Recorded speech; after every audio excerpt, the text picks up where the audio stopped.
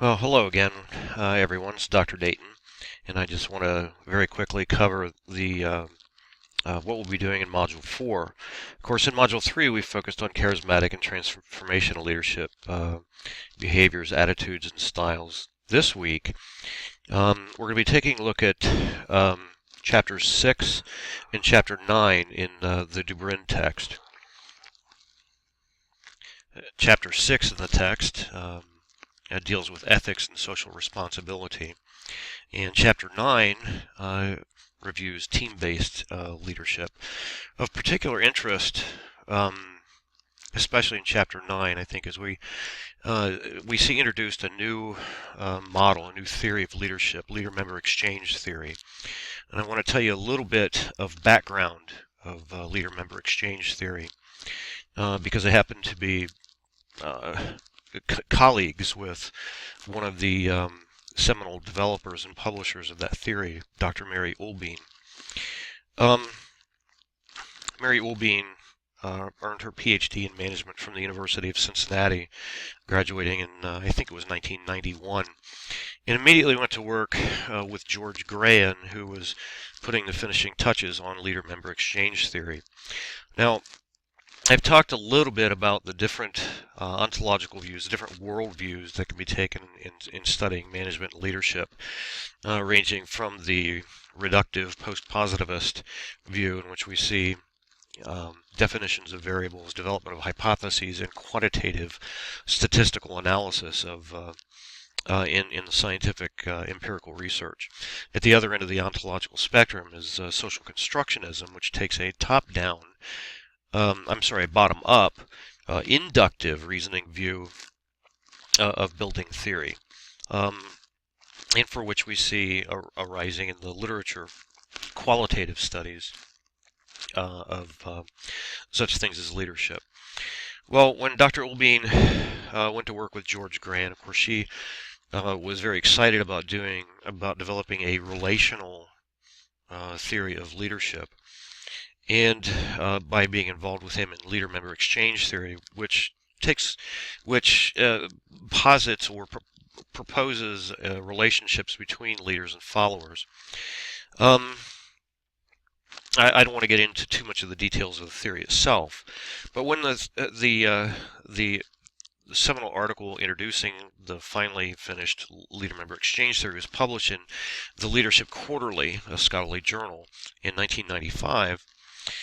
Dr. Ulbein was really taken aback by the reaction that she got from scholars, especially in Europe, who were more from a social constructionist ontological worldview.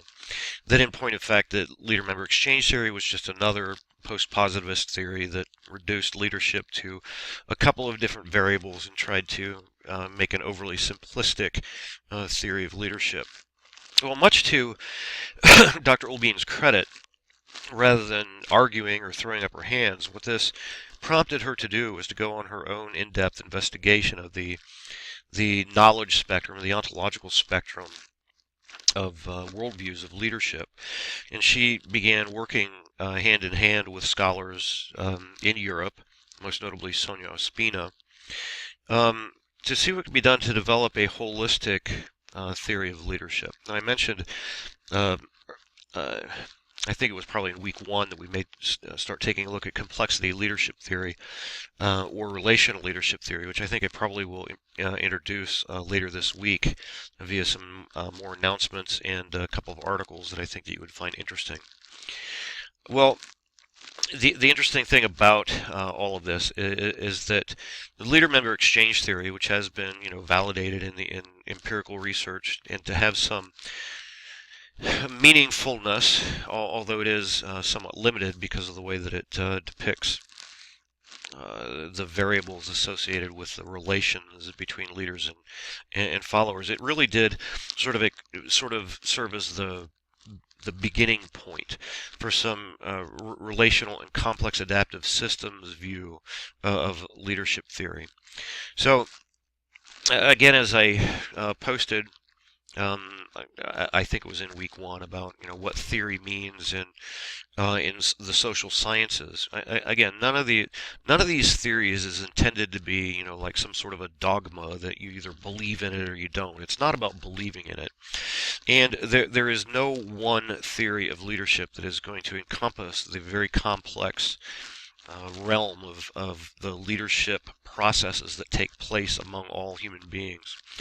But what leader-member exchange theory does is it is really the first time that in depth we begin to take a look at how leaders and followers interact together.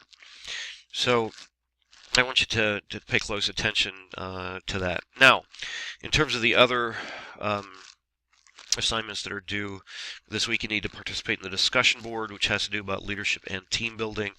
And then you will also complete the paper for your final project, part 2, milestone 1, on teams.